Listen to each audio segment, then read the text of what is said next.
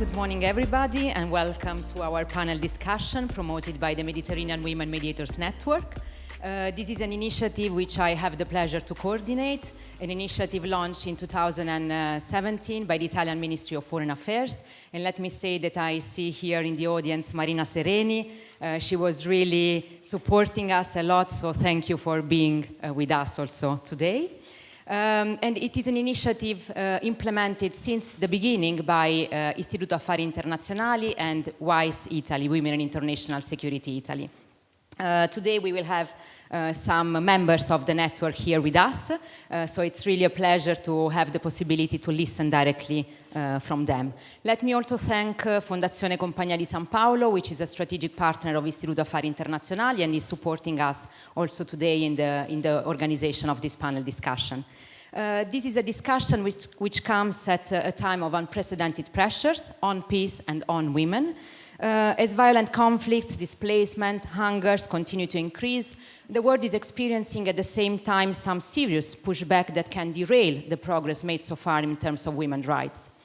We know also that the different conflicts from Syria to Libya are exacerbating social and gender inequalities and of course are really affecting lives of women and girls.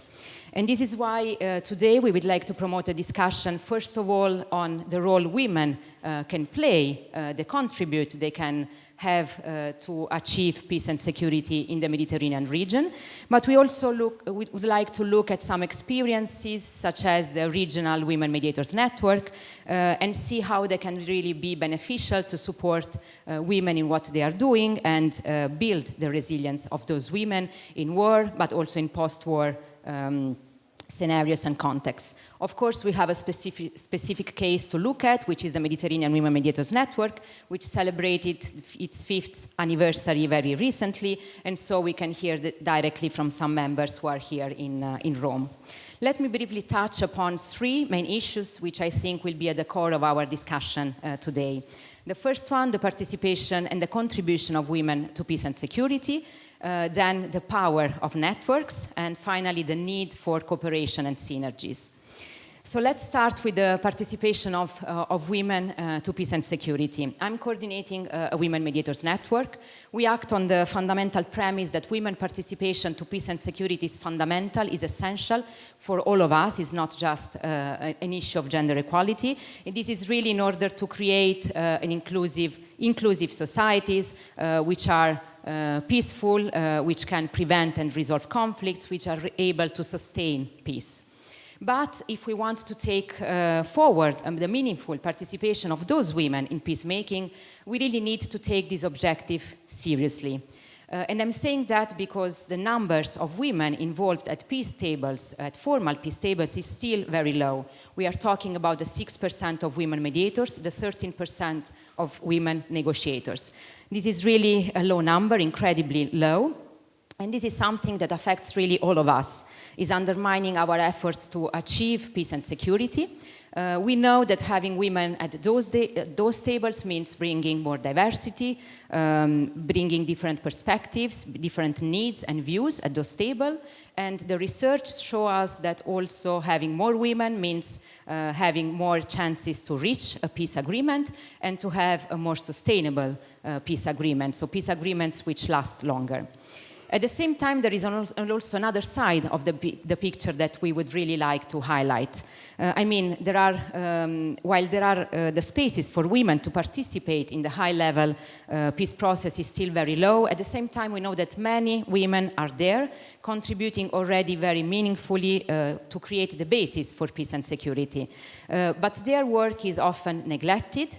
It's something that we don't even see, even if it's always there. So we always can find women at the forefront of conflict and violent prevention.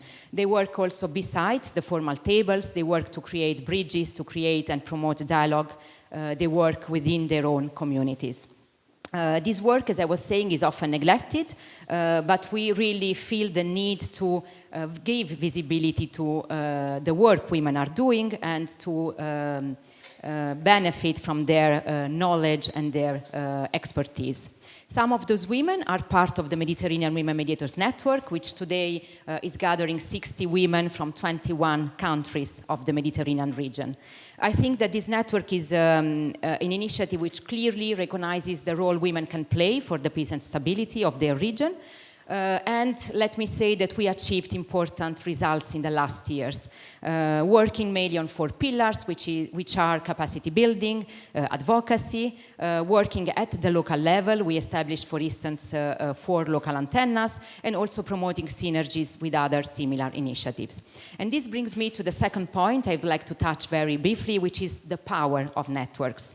I think that those networks are really a concrete example of how we can give voice to women and to what they are doing, how we can really promote their participation to the different phases of peace making and maintaining peace. It's also a concrete example on how we can support the work women are doing and create a network of solidarity in the end and empowerment for those women.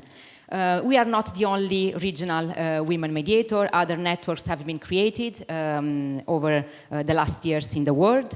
They've been created mainly in order to enhance the influence of women, to provide a rich source of expertise and information they are bringing.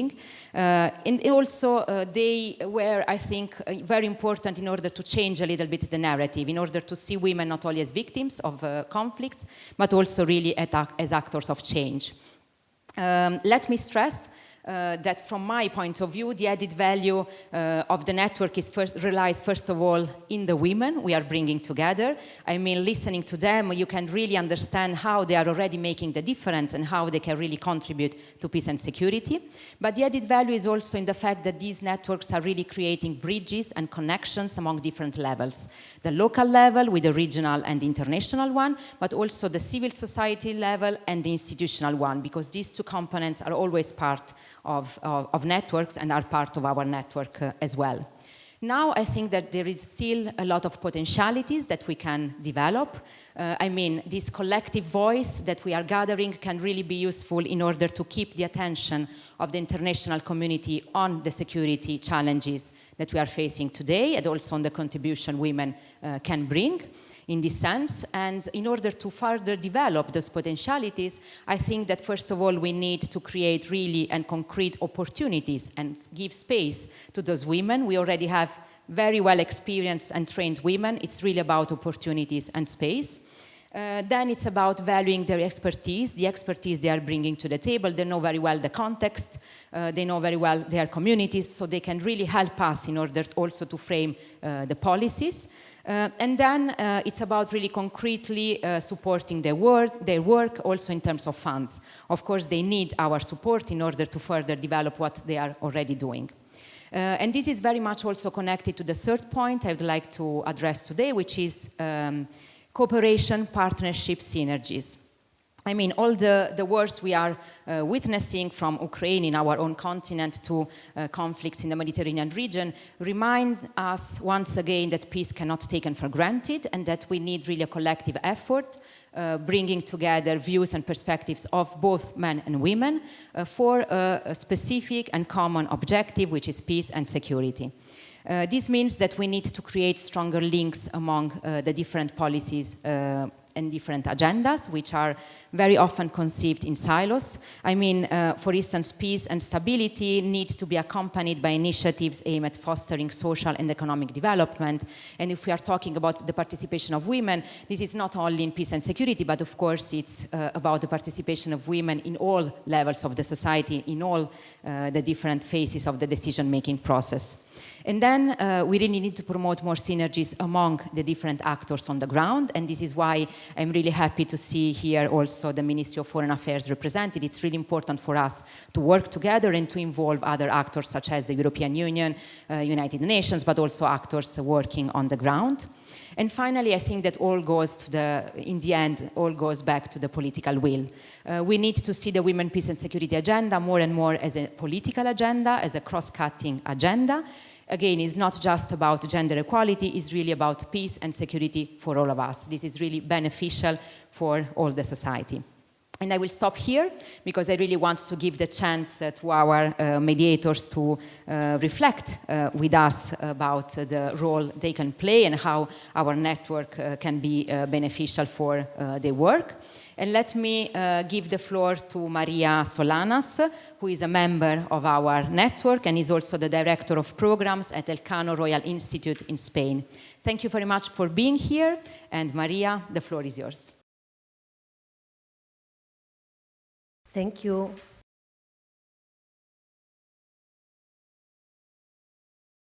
Thank you.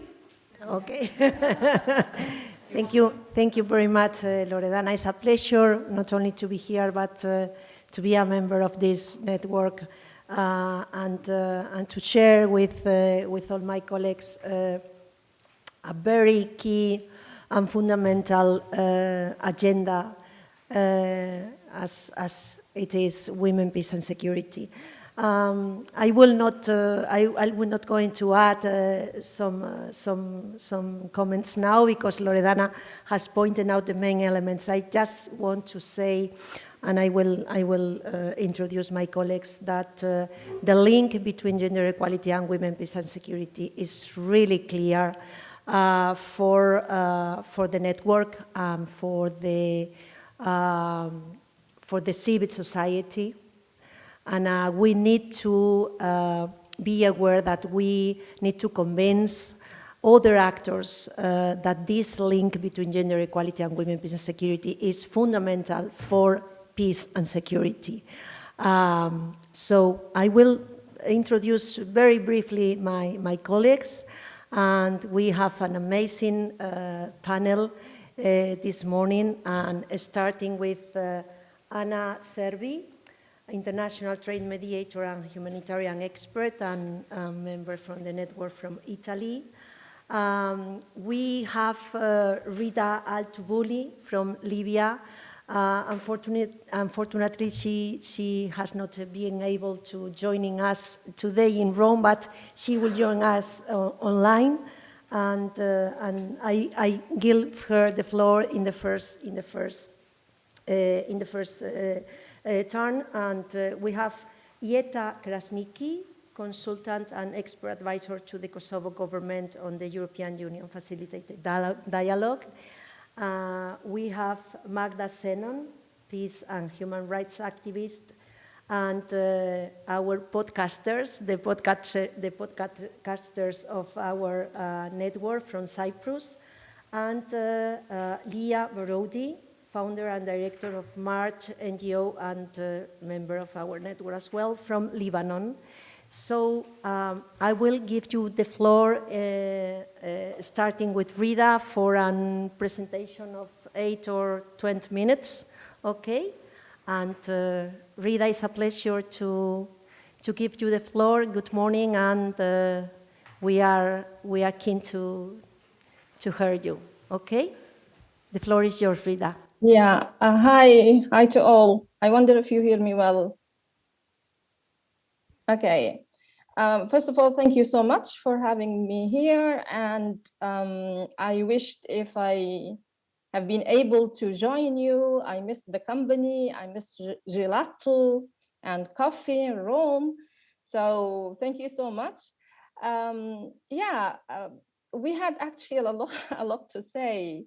And I think that Georgiana said a lot of what I might also say. Thank you so much for her. And I feel that the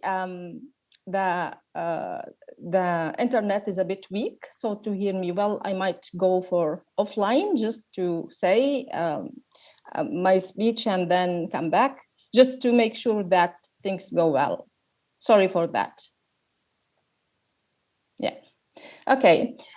Actually, there's a lot to say about the situation in Libya, but I'll try to summarize the most important thing. Probably some of you know that Libya became a war country since 2011. And despite the imposed embargo on weapons are still coming into Libya. And this is actually with the many armed groups we had, it like made Libya, facing an increase in masculine militarization, which of course, as a result, impacted women pretty much. However, the issue is that it's not only weapons are coming from outside Libya, or the flow is continuously still there, but also the lack of any programs for DDR, disarmament and demilitarization rehabilitation programs. This has also escalated the situation. So the situation today is escalating every day, and we have at least women faces a lot of challenges and problems because of armed groups who, let me say that it never been this powerful as today. We had very powerful armed groups right now in Libya. So what is the consequence of that? The consequence is increased, as I said, masculine militarization. And you know that women are disproportionately affected by this. And if I can say that the impact on women like started from very serious violation in human rights that goes to or impact peacebuilders, human rights defenders, humanitarian workers, and political activists. We had a lot of cases of women who had been killed, enforced disappeared, sexually abused, detained, kidnapped. So all these kind of things, And not only that, women also were defamed on social media and TV channels. And many of them accused of being foreign, working for foreign countries as Asians, let me say. And of course, this is in itself is a capital offense in Libya. The Libyan law banish, such an offense or by death. So you see how it is very serious. And I myself one day went through this experience. Okay, what Libyan women demand? Actually, the graphic situation of women face in Libya does not imply that Libyan women are passive victims, because they are doing a lot of great work. And I have myself the privilege of working with many courageous women who are giving their life, day by day, and they lead building the process of peace in Libya and their communities, at least. And as Lordiana said, unfortunately, this is not being recognized neither by the local actors or by international actors as well. And this is really something that impacted us as Libyan women pretty much, How women or Libyan women who have done all these efforts had been rewarded? I don't want to say rewarded as a reward, but how their work had been recognized. It's really by exclusion. Libyan women have been excluded from political and peace process, like a systemic exclusion, And this is, of course, impact. This is made us Libyan women so not, we were always thinking that why? I mean, what is the reason behind that? But even from talking about this issue with local actors, international actors, is something that they can find many excuses for this. For example, qualification. that we need more qualification, lack of agents for the situation there. You know, it's easy to find actually many reasons for why women are excluded. So I think that many of the things that mentioned by Lord Diana is really implies on Libya. So I want to go to what are the key recommendations for Mediterranean women mediator network, or what can we do? Of course, myself as a member, I'm honored to be a member and co-founder of this network, and I can see that it is important to recognize that Libyan women are not waiting for, let me say, a prince on a white horse to come and save them. No, because they are doing a lot of things. They are trying to do their best to, to at least, I said, to build the peace at their community, build resilience, which is very important in this very difficult time in Libya. At least we need to make their voices be heard. You know, this is one of the important things that Mediterranean women can do. The network is doing, but I think that we need more for Libyan women to be heard. You know, the other thing is that I would go for a very important thing, which is advocacy. You know, for women's participation, it is very important to have someone like the Mediterranean Women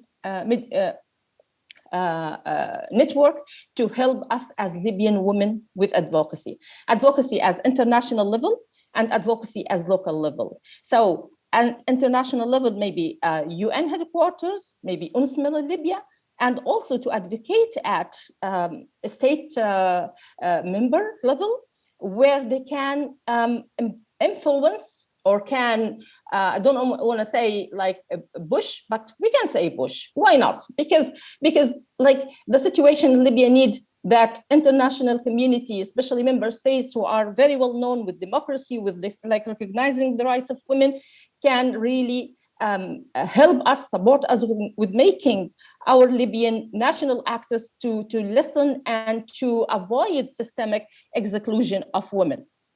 So, and we had this experience before. And let me say in 2012, you know, after the start of the war in 2011, the majority of delegations that used to visit Libya, used to visit the capital, were like having the Libyan women on their agenda. And this has made us able to change the electoral law at that time. And if this was not the case, we wouldn't have been able to have women in the parliament right now. This is just an example, you know. So we need to also to have advocacy level at other, international actors levels. The other thing is that, or the other, let me say, advocacy mission or task is we need to change the image of women, peace and security agenda, to be honest. Women, peace and security agenda now is linked to women organization only. It became as if it is, we are talking only about women, pure women rights. And this is, as Lord Diana said, this is not right. It's not about only gender equality. It's not about only inclusion as inclusion. It's about, this agenda is about like equality justice, sorry, like gender justice, let me say. And it's an agenda that came, although we have the name of women and this like agenda, women, peace and security agenda, but in fact, it is not only about women as women, it's about like bringing security and peace to the whole society, including men, including women. But the issue is that we noticed that many people, many actors around the world consider that women, peace and security agenda is something that's related to women only. And I can notice that despite that this women, peace and security agenda, for example, including like 4 pillars: prevention, protection, participation, relief and advocacy, even a humanitarian organization, they are dismissing women, peace and security agenda. Why I'm mentioning this? Because it is in a context like Libya. If you live there, if you live in that context, you will find that even women organizations who have the title of women organization, when a war happened, when a clash started, they become, playing many tasks. They become like a humanitarian organization where they provide the support for women and other members of the society. It's not only women, for families, let me say, to help them who are especially trapped at the front line, So they became like a humanitarian organization. They became like, organization that provide different issues related, as I said, to humanitarian, shelter, all these kind of things, So it's not only about like being only a women organization. And again, why I'm mentioning this, because we have a category of women, we calling them peace builders. In fact, peace builders are playing an important role in the peace and the context situation. And even the Secretary General in his recent briefing, I think on 3rd of November 2020, he mentioned that investment in peace builders is very important. And when we say investment in peace builders, we can talk even about like building up their capacity on mediation and facilitation. And this is why I'm mentioning this point here in this meeting, because we are a network that is a Mediterranean women network for like one of our tasks is the meditation issue. We are focusing on meditation, of course, beside many other things. So it would be great if we can like invest in peace builders in Libya and Syria and other countries that we can work on and build up their capacity. Do you know why? Because in many cases in Libya, we found that peace builders were able to solve the problems at their local community. They were able to negotiate with armed groups to open roads. They were able to negotiate with armed groups to provide, for example, like gas cylinders for people or for families who are trapped to cook their food. So peace builders are playing a very important role.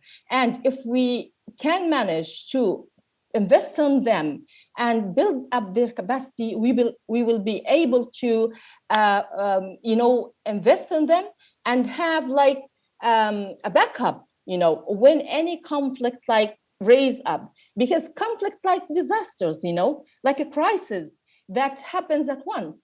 And we experienced a very good example for these women peace builders when COVID came. Unfortunately, during 2019, in April, a war started in Tripoli, a big war started in Tripoli. And that COVID started by the end of 2019. So we reached to a stage where we have a COVID crisis and we have a war on the ground. And women peace builders who were able to, to do a great work, a great, things on the ground, where some of them were actually internally displaced. And again, this is an added value, an added value of like, because of investing in them because of one another reason, which is when you are talking about a peace builder who herself or, is internally displaced, so you will be able to reach the community, to reach the families, and to be able to like provide whatever you want. And as I said, this has actually happened during the Corona or COVID-19 crisis. So this is actually, I want to stop it here, and I'll be happy to answer any questions, if available. Thank you so much. Thank you so much, Rida. We will have the opportunity to have a question and answer time after the interventions from our colleagues. Gender equality is not only add women to the equation, of course, and It's an issue of power as well, and to make visible the invisible work. So thank you for your words, and be with us, please, until the end of the debate. I give the floor to Anna Servi for the 10 minutes. Thank you. Thank you. Thank you. Thanks ever so much, Maria. And Rita, I'd like to say that I second many things that you actually mentioned. I might be redundant maybe in what I will say, because you will hear repeated some of the concepts that Rita said, but that's because those are so important that require actually our joint action.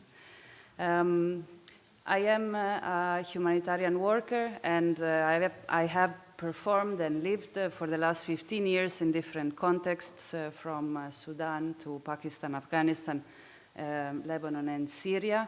I spent the last 7 years of my life in Syria, and my intervention today will reflect on the situation in that country, seen from the perspective of someone that has worked based in Damascus, and therefore covering through my work the work done in government-controlled areas.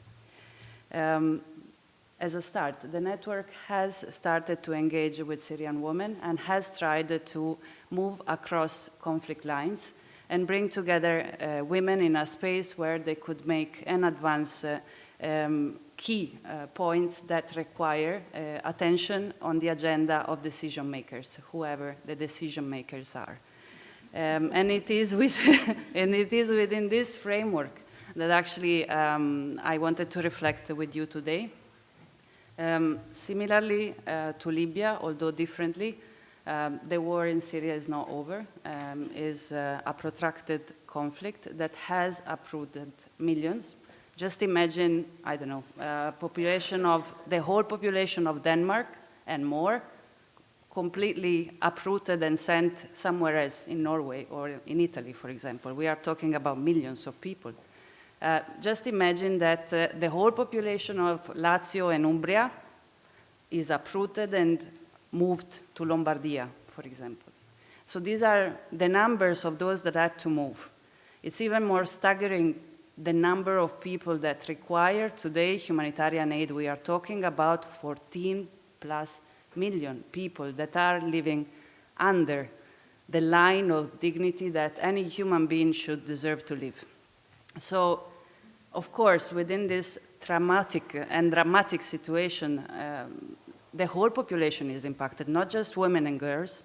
The whole population is impacted, but women and girls lived it through different lenses, and that's what I would like to investigate a little bit with you today.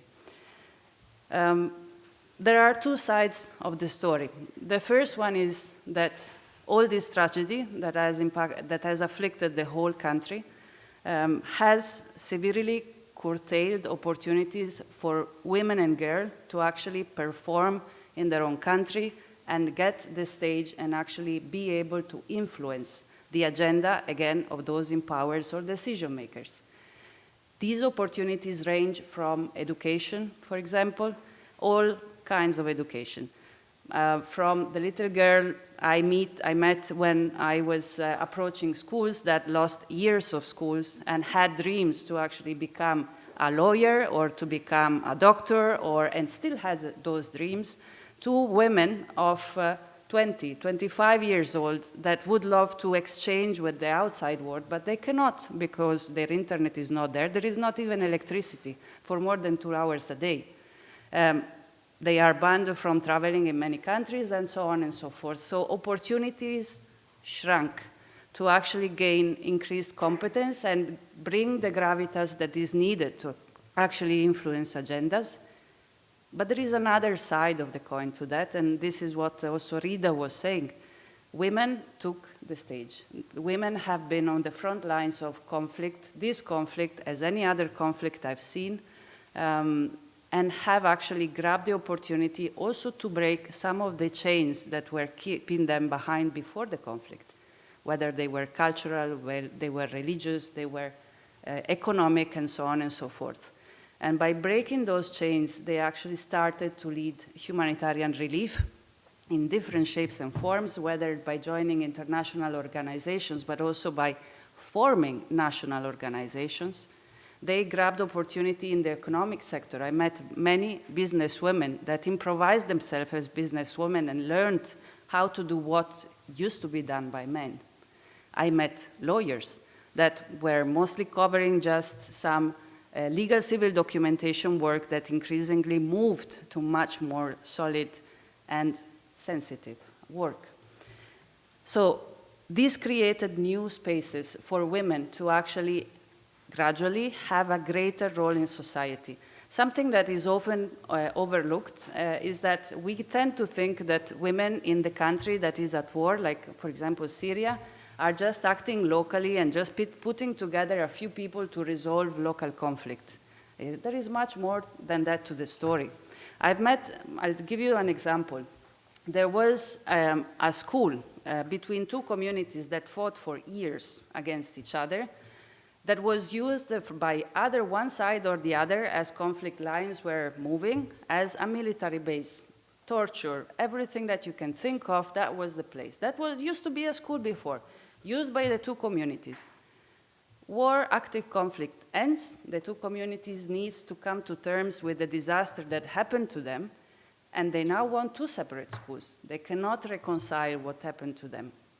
Women of that community fought not to actually have two separate schools, because if war leaves you separate, then you will reiterate that conflict even after. And they didn't do so just by talking to local community. They actually went up to the ministerial level, to senior decision makers, to actually ensure that there was a reconciliation path ahead and not just some patchwork to just get moved past the war. So this is just one example. Like local mediators, peacebuilders are not just in a corner in the country doing their work. They can reach and go vertically and horizontally in their country. So all of this for saying what? As Rita said, and I want to repeat it because the concept I think is very powerful. Those women are not going to wait for a white horse, a prince, beautiful or not beautiful, and they will stay behind. For example, I have been in Syria for 7 years. I'm Italian national, and now I finished my assignment. But they are still there. They are still there for pushing the envelope and actually trying, by devoting their life to their country and their people, to make a change, a meaningful one in their country. We have a problem, though, because when a conflict is not ended, what happens is that there are very difficult and problematic counterparts with whom we need to engage to actually carve out more space for women to perform, to actually carve out that space that is going to be safe for them and for everyone else involved. And these problematic counterparts are in Syria today. We are, as Loredana said at the beginning, we are in a situation globally where the space for actually talking, just talking, let alone a difficult subject, just talking is shrinking because it's polarized and no one wants to admit that actually dialogue can resolve it all. So in this polarized world where talking to the ones that are good or bad is actually sanctioned, you shouldn't do that. Well, if we want to help those women that stayed behind and are not going to wait for us to help them, we need to talk to everyone. There is no way around it. Because if we do not engage transparently, then women will be at risk. And many of the risks that Rita said apply to Syria as well.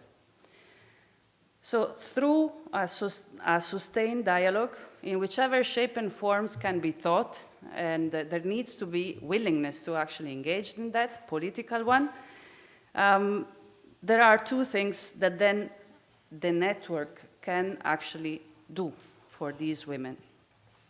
And here is what a concept that came before, visibility. Visibility makes what women do acknowledged, understood, and relevant. Without that, it is as if it doesn't exist. It's done, it's actually happening, but its importance is not there. But actually, how do we work to make what the women do in Syria seen and heard?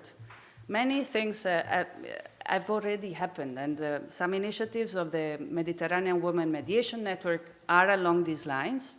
There is more that can be done to that. We can bring together different actors and see how to gather women inside their country or in neighboring countries or wherever they can actually physically get, and confront each other with other realities and find also a way to exchange what is happening in other countries. This is very important, especially when you are in the middle of war and in the middle of disaster.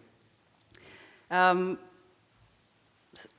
this reflection of being seen and heard, I think we need also to work together to ensure that the audience of these women is not going to be either mostly other women, and it's not going to be a 4 or 5 minutes in a big conference where they are asked to summarize the tragedy of a country in just a speech with key points.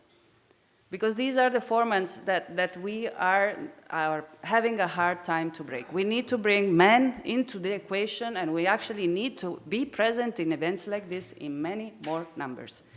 And 4 or 5 minutes to explain how to solve the problems of a country are not enough. So we can work on, these are all workable options, so I think there is space for that to change. The second thing that needs to happen is that we really need to give them a real chance. Trainings, perfect, amazing, and I think without those, even myself, I wouldn't be here today. Getting capacities and feeling that you have them to actually face the world is unique, it's very important. But without real job opportunities within the scope of your training, without an actual investments in that capacity by those that are promoting your capacity building, I'm sorry, but this is not serious. We want to help those women, then we accompany them from when they are trained until when they are seconded to an agency, they are shadowing some processes. Again, these are all workable options. And I think engaging with the network is the place where whoever really wants to solve some of these problems can actually find different options, because there is not a magic recipe that will fit all contexts. And even in the same context, we will need to find different solutions. In terms of also giving them a real chance, I already mentioned a longer-term investment. Longer-term investment because it's a dialogue also with the authorities, for example, in charge of the areas where these women are living. And trust is not built in a day. Like safe spaces are not built in a day, they are built in years, and they are threatened every single day. And if you do not have that transparent engagement, forget about actually doing something sustainable for those women that, yet again, as I said before, will stay behind. My time is up, and I think I'm very sorry I took 3 more minutes, but thanks ever so much to the YAI for this event and to everyone that actually is here today. And yeah, sorry for that. Thank you, Anna. No, really interesting as well. Visibility, again, and long-term task. And I think this is a very important concept. I will give the floor to Magda to talk about Cyprus, I think. Okay. Thank you, Magda. The floor is yours. My name is Magda Zenon. I'm from Cyprus. I'm part of the Mediterranean Women Mediators Network, but I'm more well known for being a podcaster because I believe in making specific spaces for women's voices, because I think that's one way of actually getting them mainstreamed, making the problem mainstream, not a sideline event. Speaking about the Cyprus problem, okay, in comparison to both Anna and Rita, it's a frozen conflict. It's a frozen conflict of approximately 50 years. After there was intracommunal fighting, there was the invasion in 1974, the 2 main communities have been separated by a ceasefire line, barbed wires, and checkpoints. In that period, there have been peace negotiations. We've been almost there, not there. Although one of the challenges we've had is that in Cyprus, we agree on everything. We agree on nothing until we agree on everything.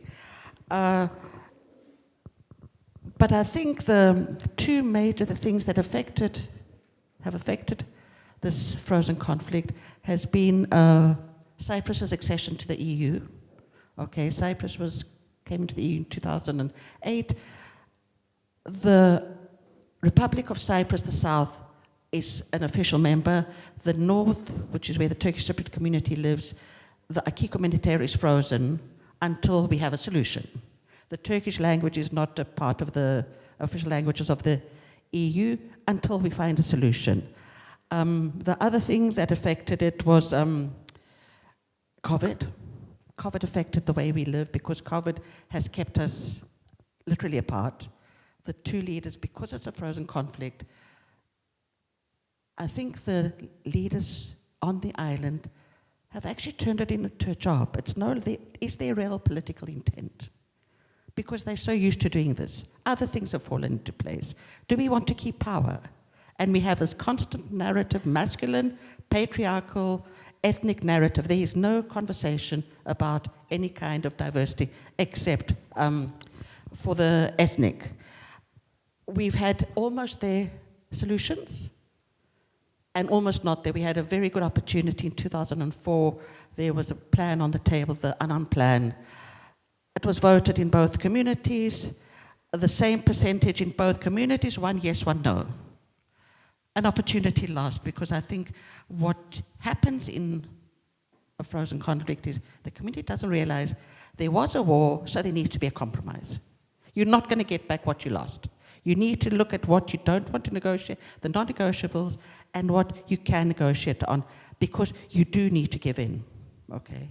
And we keep on getting this dialogue, we're going to go back, that's taught at the schools. So we need to change that, and in all of this, the second good opportunity was in 2017. We then had the perfect duo. We had a good Turkish-Greek Cypriot negotiator. We had the perfect Turkish Cypriot negotiator who calls himself a Cypriot, not a Turkish Cypriot. And we went into the negotiations almost at a solution, and we came out with almost a two-state solution. The despair in the country was palpable. And in all these conversations, women have not been there. They've done a lot of stuff on the ground. They were in the Beijing conference in 1995. You've had Hands Across the Divide, which is a group that I'm a founding member, and we're celebrating our 20th anniversary this year. We were actually founded just after 1325. You've had the Gender Advisory Team that put specific proposals that were put on the table with the negotiators and discussed, and then what happened to them? You've had the Cyprus Women's Lobby that has been pushing, together with the Gender Advisory Team, to get a Gender Equality Technical Committee to feed into the negotiations. This happened. The women actually put together a big body of work. And where is that work? Tick box activity. So women are there, but they're not there. There's no true understanding of, firstly, the benefits of having an inclusive peace process. And in fact, it's a power game. It's what all my colleagues have said before. This question within these conflicts, it's a power game. And in my case, the war is over.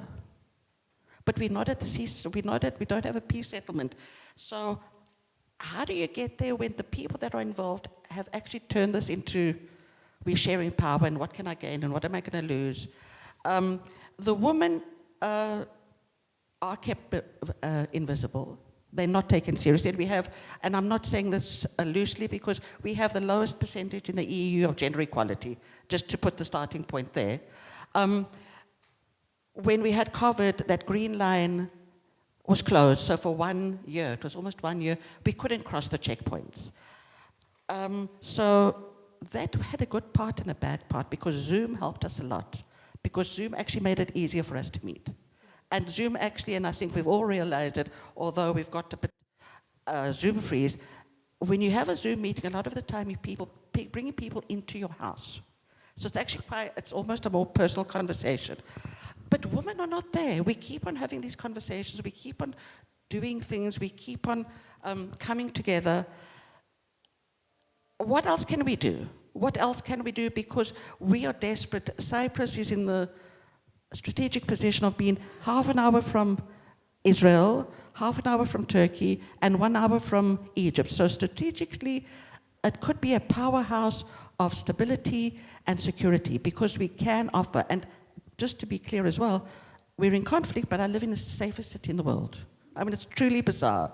So I think we need to, as my colleagues have said before, we really need to get this conversation mainstream because this is not a woman's conversation. This is a society conversation. This affects us all. Because we know this. Unless we're all part of the conversation, we're not going to find peace. And this starts at home as well. We need to form coalitions and include men. We need to bring men into this conversation because you often have men and women not understanding the value. And I think Maria also said, it's not just a case of having women at the table. It's a case of having a different perspective. It's a case of including more perspectives at the table, more experiences, more demands, more expectations. That's the value of having women and the gender perspective at the table and why it needs to be mainstream. I think we need to also start forming coalitions within our countries, but using the networks cross-cutting. We can't, I understand what's happening in Libya and in Syria, but ours is different conflicts, so maybe we can use our differences to reinforce or maybe change the way we think about things to maybe strengthen our voices internally. And we need to do trainings because, and this is what we're trying to do as the Mediterranean Women Mediators Network with the Cyprus antenna, because we may be mediators, we may be gender experts, we may be property experts, but how do we put all three on the table? Because just being a mediator doesn't mean you know how to put what is needed on the table in the correct perspective, using the right words. Do we all use the right words? So we definitely need the training, and it's not only the women that need the training. Men also need to be included in that training. You don't realize that a lot of the time the words you use are wrong because they're masculine. And especially in some of our languages, like Greek is a masculine, it's got genders. So a lot of the time the words are masculine. And you don't realize the effect it has on the people that are listening or using them, that you use the word and you immediately have a male photograph. And to push my own cause, we need to make sure women are speaking more, whether it's on podcasts, whether it's on panels. We also need to make sure that panels are not just manels. This should not happen very often, that it's one gender at the table. We should be having a mixed panel, okay? So to me, that's what needs to be done. We need, in Cyprus specifically, we are trying really hard to keep the communication between the two communities there. And because 50 years have passed, we are no longer just a Turkish Cypriot and a Greek Cypriot community. We've got the Latins, we've got the Armenians, we've got the Maronites, we've got a big Russian population, we've got a big Filipino population, we've got people from mainland Turkey. So we need to stop in Cyprus talking bicommunal and talk multi-communal. We need to talk inclusive, which includes everyone at every level. We need to stop putting labels and try and be as, generally is not the word, but rather use inclusive than a gender perspective, I would say. Because inclusive means, because we are now also entering the world of fluid genders. Okay, so in the interest of stepping forward, not forgetting the women, but also use language that doesn't exclude people. And I think we've all been guilty of it at some stage. Okay, so to me, and add to all of the problems that happen in Cyprus, we also have a very serious migration problem, because we're the first stop for a lot of the immigrants coming, not immigrants, the refugees coming from Syria and the rest of the world. We're an island. Because of the different status in the north, they often come to the north and then enter the borders, the checkpoints into the south. We have a very serious migration problem, and we forget that within that migration problem and the policies that are in place, we don't separate those problems. Women have different issues as migrants or refugees. So to me, we've got to make coalitions. We've got to take strength from each other. We've got to strengthen. We're a regional network, but we can even make it more smaller regionally. okay? Because what's happening, we can work together. We need to share information. We need to include men. To me, the most important thing is we need to include men, because unless we include men, we're not going to mainstream the women, peace and security agenda. So to me, that's the and the benefits of doing this, okay, because I like to end on a positive note. I'm a positive person by nature. I'm also a member of the women mediators across the Commonwealth. Cyprus is one of those unique countries that in 1960, when we became a republic, there was a treaty of guarantee signed by Turkey, Greece, and the UK guaranteeing our sovereignty. What the hell? But it's there. Last year, in July, there was a resolution at the UN to renew the mandate of the United Nations peacekeeping forces, because we are 1.2 million people, and we've got a Greek army, a Turkish army, a Greek Cypriot army, a Turkish Cypriot army, British bases, and peacekeeping forces, okay? More militarized it doesn't get, yet we're peaceful. So the mandate was coming up for renewal, and the Office of the Commonwealth in the UK helped the two Cypriot mediators, that's me and MENA, who's a Turkish Cypriot. We spoke with the Foreign Office, the Foreign Commonwealth and Development Office, told them what we wanted in this mandate. We had 3 or 4 serious conversations of what we wanted in this conversation. On the other side, as the Mediterranean Women Mediators Network, we sent letters to the 15 Security Council members, and the resolution came back reinforced. We got a message from the Foreign Office in the UK to say, we pushed, we shoved, and you've got a 30% inclusion of women in the peace process, and the government has got to come up with an action plan by the end of the year. That action plan was there in January. What's happened to it is another story, but it shows what happens when we do use our networks properly. Not properly, more effectively, when we think bigger. When we use, because we're all stakeholders. We all have access to other stakeholders. So to me, we've got to try and think bigger. And if we are overwhelmed because the situation is overwhelming, because when you've got bombers dropping on you, it's a lot more, reach out to someone close to you who might be able to help. So I think the challenge, it's a big challenge, but we really need to step up our game. And we really need to remember, as together we can do it better. So I know it's hard and we've all been disheartened, but in every situation, try and think who can help you, or who might be in a similar position, or who has access. I told you ladies, I came to this meeting and suddenly I got a message from a woman that was at the embassy in Cyprus 10 years ago. Oh, maybe I want to meet you, maybe we can. So we've got to remember, in ourselves we are powerhouses. Use it. Don't be afraid of being called ambitious or bolshy or bossy or whatever. We need to also step into our powers, but we also need to remember that the networks give us strength, sisterhood, extra resources, a shoulder to cry on, or someone to just ask a question. And it works through all the networks, and it should not be the network separately. And Loredana, we're talking about the Global Alliance. We need to find a way to make it more effective. Okay, it's within us all. It's not your responsibility. But we really need to. We've got the power. We've just need to. Not we've got the power. We've got access to power. We need to find a way to make our voices stronger, which means standing behind and next to each other, or in front of each other if it needs be, and including men in the conversation. This is not a woman's issue. This is a society issue, because if we don't have inclusive conversations, if we don't have inclusive decision making, peace is a very far dream. Thank you, Magda. Women, peace and security agenda is to bring women to peace and security issues. So to bring half of the population that has been excluded from this important agenda. So men are very welcome to support us in this exercise, and we need it, of course. We need the other half of the population to put this agenda on the place it must to be.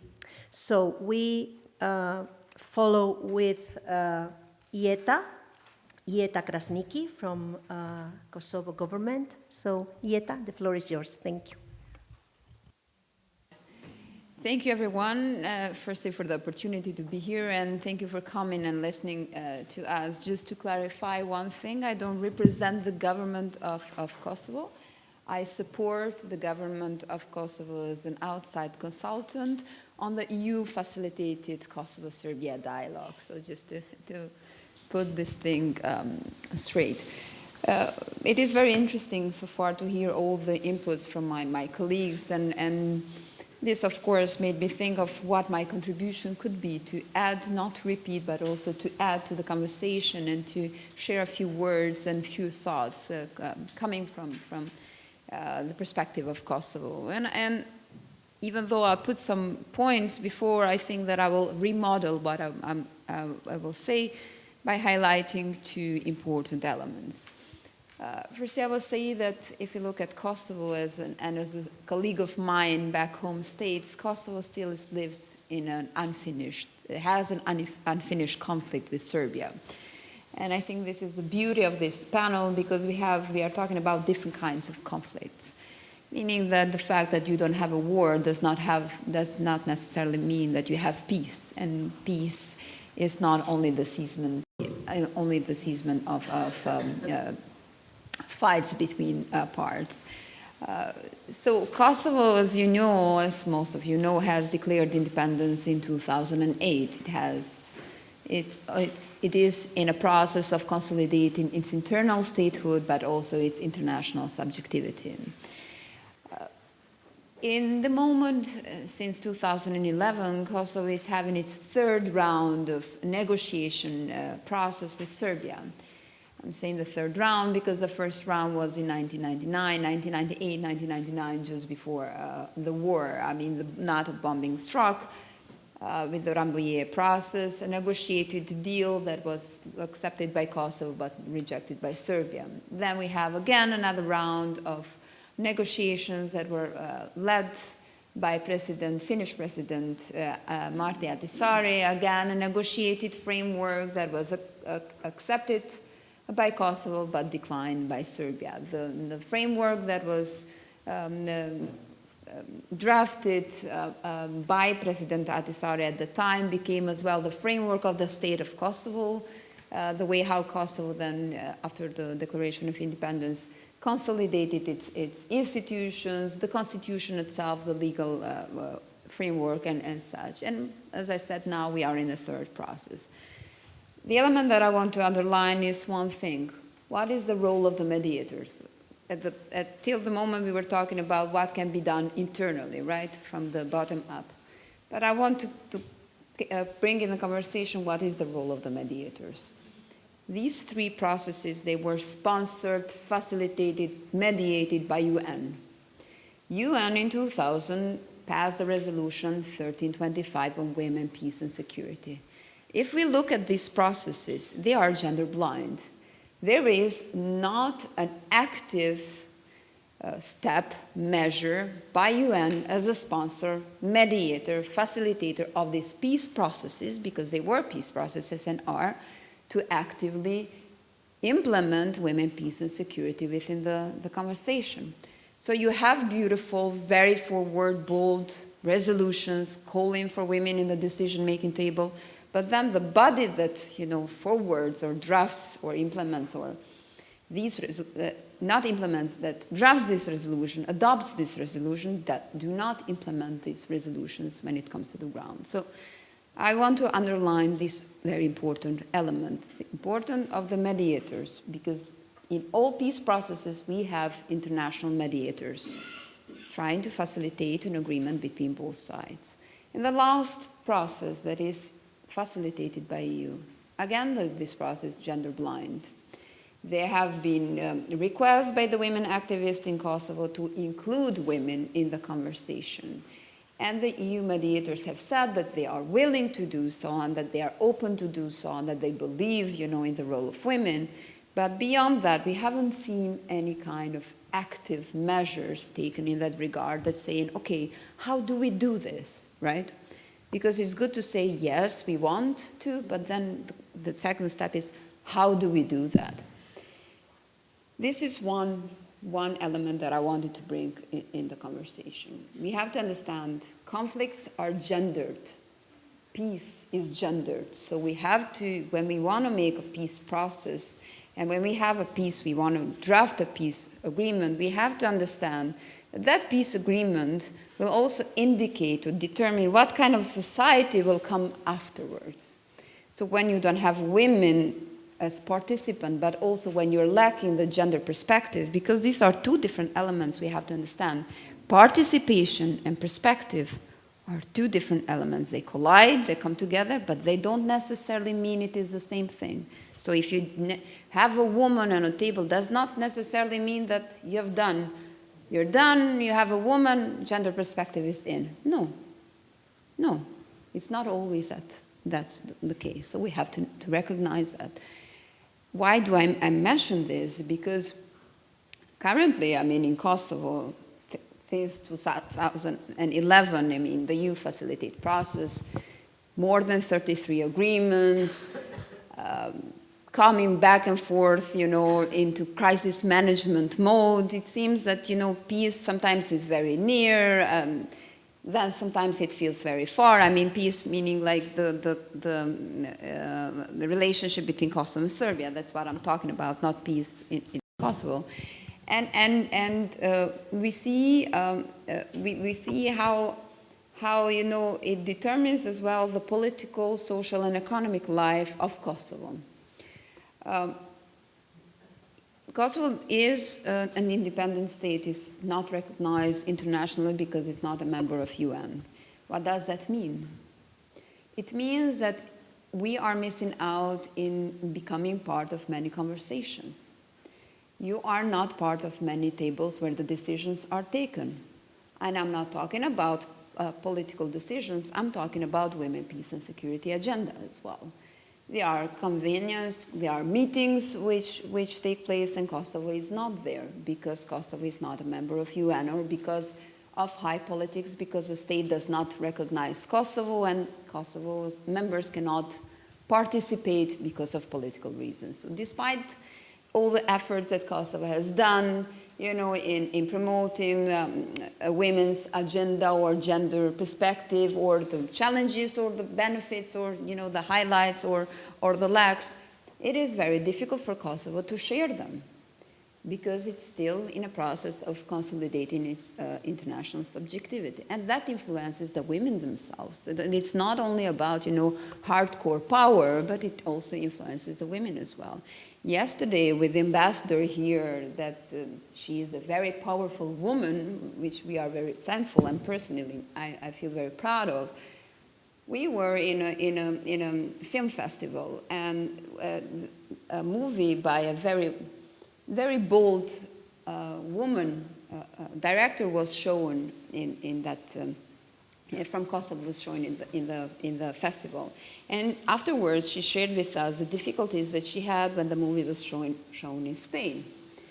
Because she even said that when it came to the Q&A, the person who was moderating the conversation, he was so frightened in a way, and he was so careful not to mention Republic of Kosovo, like Republic in the word in Spain, because of the position that, you know, Spain has towards Kosovo that they does not recognize. And for her as a filmmaker, that didn't make much sense, right?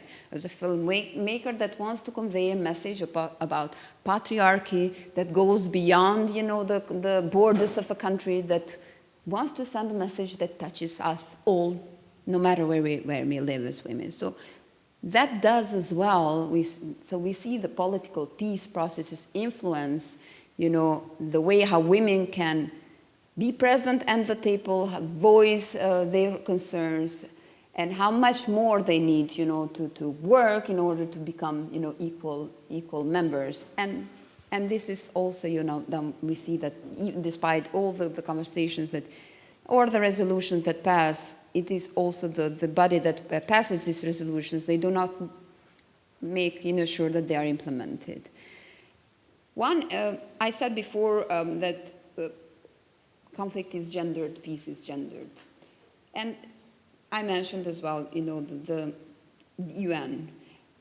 In the case of Kosovo, because Kosovo is not recognized and is not a member of UN, that also affected on one element, the conflict-related sexual violence victims.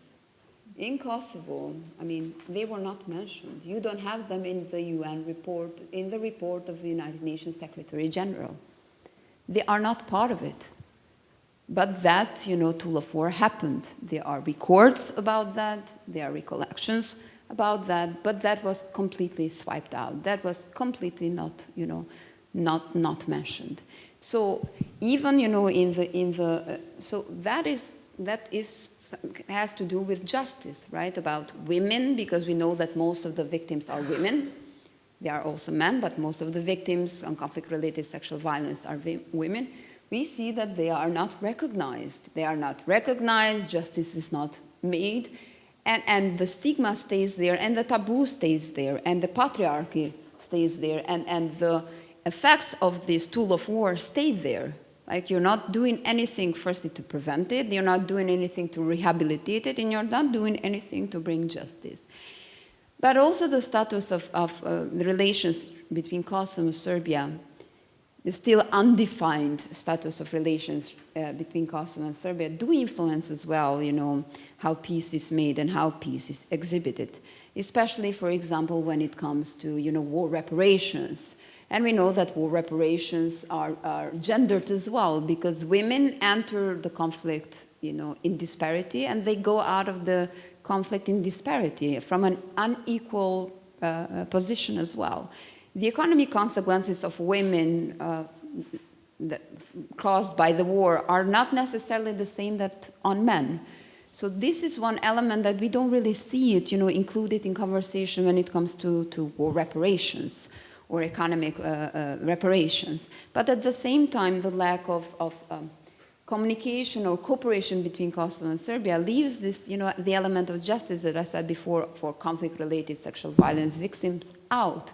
Because the perpetrators are, you know, in Serbia, you cannot go after them because you don't have a cooperation between the justice system. So peace, I mean, the relationship between countries, the political relationship between countries influence the way how women live post-conflict, whether they access, you know, their rights, whether they have the right to access their, you know, fundamental rights, like recognizing that a crime happened to them, or accessing justice, or being part of the conversation, or being part of the table-making solution. So I think we have to stress these very two important elements.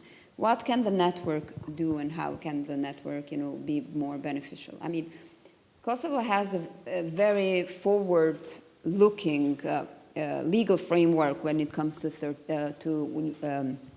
gender equality, despite the fact that Kosovo was not able to be part of the decision-making tables of the conversation of UN. What Kosovo did was that it unilaterally adopted these resolutions. We had a national action plan on 1325 unilaterally, even though, you know, the implementation of NAP is not part of the UN framework. We are doing it unilaterally because it was thought as a way of, you know, how we can improve the society and how we can improve gender equality. And even when it comes to the consciousness about the need to have more women in the peace process and a gender perspective, I think it is there. And it is there because the role of women activists in Kosovo has been very crucial. They have played a very crucial and active role during the during the peaceful resistance in the 90s in Kosovo, during, you know, all peace processes, despite maybe not being part of the official conversations. They found informal venues to be there, to have these communications, to network with women from Serbia, to go beyond ethnic lines and look at the human rights perspective beyond the nationalistic language. And in this framework, when you have a good legal background, you have it seems a political willingness. What you need, I think, is deeper understanding. I talked about before, and I will conclude here, about participation and perspective. You have to sometimes to explain to people why it is important to have more women in, as it was mentioned as well by Maria, why it is important to have more women, and how do you do that? How do you include in a peace process gender perspective? How do you do that? Like, and then it comes to practical things like, okay, let's do it, how do we do it? And what does it mean? And I think this is what the network can work, especially having such a wide variety of mediators from, coming from different conflicts, to see how to do that. And at the same time, understanding what are the measures that we can take. With the network, we have worked in two specific projects last year and this year about women in security, for example. And we have had the members from the Ministry of Interior, from the Ministry of Force, to partake in the conversation. And from in the many conversations, or in their deliberations, they were saying that, yeah, we want more women. You know, we are open, but there was not an understanding of how it is important to have affirmative measures, how it is important to create a gender perspective in the policies, in the decision making, in order to actually ensure that the door is open for women. Because we are equal, but we have different needs. Being equal, it doesn't mean that you have the same needs. And recognizing these needs, I think this is also something that the network can do in understanding what are the gaps and offering concrete recommendation. That is coupled with advocacy and visibility. So I think it comes like a few steps, like visibility, consciousness. We understand then how we can do it. And I will leave it at this. I think I'm over time. Thank you. Thank you, Jetta. Yeah, conflict and peace are gendered, and the agenda has political implications and impact. So this point is I think is really important. So last but not least, we have Leah from Lebanon. So Leah, the floor is yours for 10 minutes. Thank you. Thank you. Thank you for having me on the panel. First, I'd like to say that I completely adhere to everything that my colleague had said. So I'm not gonna repeat anything. So I'd rather just first share to confirm many things and maybe to highlight a couple of others. Share my experience in peace building in Lebanon. But first, let's talk about the country. So someone once said, if you are able to analyze properly the Lebanese conflict, you haven't understood it at all. So it's quite complex, but I'm going to try and pinpoint it in a few sentences. So basically, Lebanon is a country that has 18 different religious communities trying to live together. Trying, it's the material world, because haven't been really a time in Lebanon when there have been like long phases of actual social stability and coexistence properly. Today there are a bit over, I think, maybe between 1 million, 2 million refugees in a country that has only 4 million people living in it. Lebanon has undergone a 15-year civil war from 1975 to 1990. It was a sectarian civil war. And it was also a geopolitical civil war where many neighboring countries were part of it. So this is why I feel like a lot of similarities with like a melting pot of every little situation that you described. So we have two neighbors at our borders. We have Syria and we have Israel, so we are not very lucky also in our location. So what happened to Lebanon after 2019, I'm sure you all hear now today that the country is collapsing and there's an economic collapse, etc., which is true. All the aspects of human security have been threatened, whether it is economic, security, health, education, etc. But what I want to highlight here, because I'm sure you all read about these things, is that I do not believe that the root cause of what happened is related to events that are near. I do not believe that they are economical. They are not believed they are a result of bad management. They are, but this is not the root cause. So I think we should go back to the root cause first. The problem in Lebanon since its inception is the fact that we have not properly built social ties and have a proper social contract between the different religious communities living there. And this is the root cause of everything else. If we do not address this, everything we will be doing is just putting plasters and band-aids on every issue. I think that our political system has actually encouraged these divides, because every religious community or every area has political leaders who are selling these divides in order to keep a grasp on these communities. So fear is being fueled. This fear that is already there is being fueled by a political class who, in order to remain in control, since it has nothing else to offer for its citizens, which is basic human rights, services, etc., are offering protection. And when we offer protection, we always offer protection against somebody else. And so we have to create this demon, which is somebody else. And I think this is something that we can see also all around the world, the power of nightmares, what the power of nightmares can do to populations. And so when leaders are not being able to sell dreams or to sell something that is positive to people, they sell nightmares. And this is happening. And this has happened, I think, all around and throughout history, where we can see why conflicts sometimes get created out of irrational reasons. And therefore, if we understand that point, I think addressing them makes them easier. Now, I'm going to tell you quickly about my experience in addressing a specific and very narrow part of that conflict, specifically in Tripoli, Lebanon, not Libya, the northern capital of Lebanon. So the second biggest city is in Lebanon, which is not far from the Syrian border, and where two communities have been for years, and up till recently, a few years ago, fighting a sectarian civil war that resembles a bit what's happening in Syria.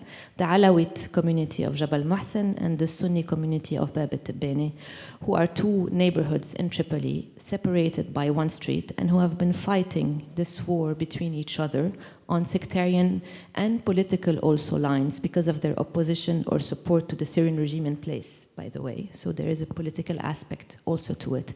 So they have been fighting this very bloody war for years. And what happened is that when the conflict in Syria happened, the youth fighting each other were not only fighting each other, but they started to cross the border to fight in Syria also among both sides. So there was youth joining ISIS and Nusra or the regime or Hezbollah in Syria to fight the same war that they were fighting here. Now, I decided to try and work there back in 2014. Back then, there was a government-sponsored ceasefire that had come in, and the army had came in to stop the clashes, who were politically decided. And so when I decided to go work there, the first thing that people said were, "You are a woman. Are you seriously thinking of going and working in this area? Even a man would fail." Which is something that I had never even thought about. My gender was addressed to me, but where I want to say it was not highlighted. It was not highlighted to me by men when I think about it. It was highlighted to me by women as well. And this is where I want to get, that where I completely agree with my colleagues, and this is based on my experience.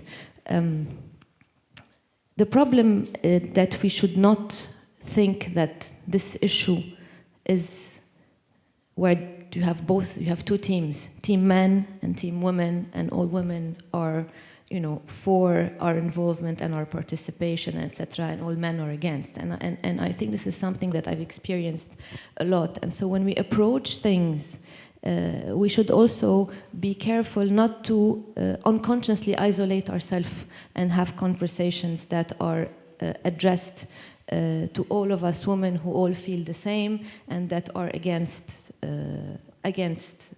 unconsciously against men. So basically, when I first came in, I had to deal with army members, generals who were there in the area. I had to deal with hardened fighters from both sides. The program that took 7 years, I'm going to fast forward a bit, because the program that we created there, so we opened a center, a rehabilitation center on the former demarcation lines between the two areas. My work first started with men. I didn't have access to the women that were there. And these men who were fighting, who were just released from prison, or who were fighting between each other, who were released from jail on terrorism charges. So these were the people that I was trying to work with. What I can tell you is that today we have over 120 women in the center that are working to promote peace, but the people who got them for me, who allow me to access them, were the men. And this is something that we need to understand as well. When they realized how important it is for something that is in their own interest, which is peace and stability and whatever, when they realized that women have a role to play, this is when they supported me and provided me with this access. The same thing when I want to talk about the Lebanese armed forces. Similarly, the Lebanese armed forces, who were, it's an extremely patriarchal institution. Today, the Lebanese armed forces see the value of the work that we do there, and they come to us and come to me to ask me how we can advance this, how we can have more soft security instead of art security there. So this is where I want to say the conversation has to be done with the men, and not assuming that they will be against it, because when they see its value, they will be for it. The problem is that we do not have enough hands-on experience on the ground to show it. That's the issue. And this is where I wanted to get at when we talk about the role of the network, and my colleague said it, but I want to repeat it, is that when we say, Redana said, give access and opportunities. Yes, give access and opportunities, but not just in conferences, or I don't know how. I know it's not an easy task, but not just give access and opportunity to show what we are actually being capable of doing. On the ground, with actual missions, peace building needs, etc. The second also point that I wanted to highlight that my colleagues said was that, and I think specifically Rida, let's not dilute the human peace and security agenda with the woman agenda complete. I know I'm a woman, it's a very important agenda, but this we are living in an extremely polarized world that is becoming more and more polarized, more and more conflict will arise, and I do believe, from my experience, that women are needed in peace building. Not just they should be there, they are needed. And if they are needed, it means we really have to be serious about it, and we really have to make it happen. And so, I think focusing, when we talk about the UN Mediators, Mediterranean Network, we have to focus on the fact that we are here to work on mediation, on peace building, and try and not dilute the conversation with other aspects of what is needed in terms of the place of women in general. So this is the second thing I wanted to say. And this is also related a bit, I think, to terminologies.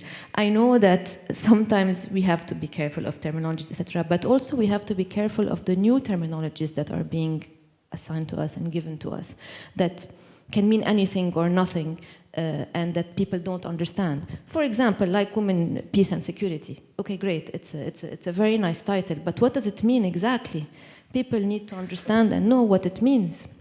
And so also we tend in our day and age to dilute things in terminologies that we adopt without actually understanding them ourselves, and we think that others will, and actually they won't.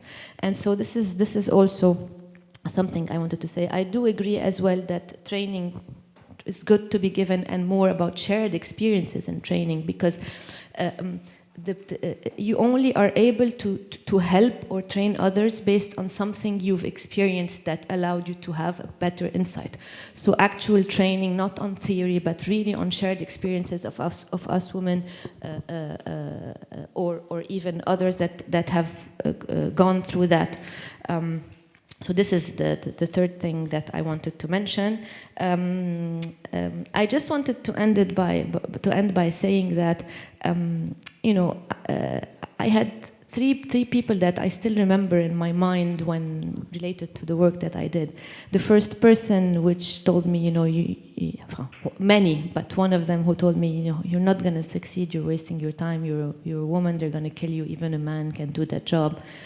And the second one was a young man who fought in Syria for 5 years with al-Nusra, and who went to jail for 5. And then one day he tells me, because I was leaving to Beirut, and there was this big issue that was happening in Tripoli, and he said, Leah, I think you should be there, because if you think that this guy is going to be able to do it, it's impossible. You are needed here. And so just to tell you that men need and will see the value, and the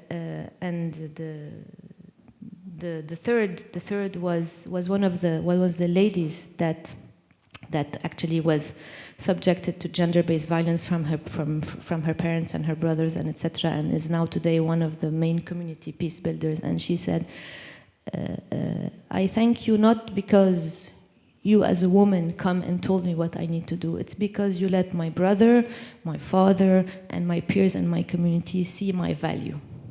And this is where also I want to say how important it is to address things this way.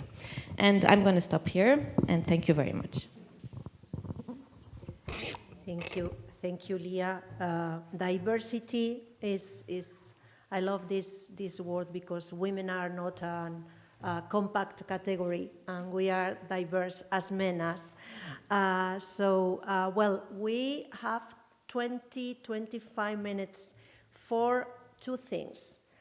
A question and answer debate, and we have the privilege to have another colleagues from the network, and I would like to invite them to intervene. And we have two other colleagues to make some conclusions, okay, briefly. So we have more or less 20 minutes for that and 10 minutes for the conclusions. It's okay?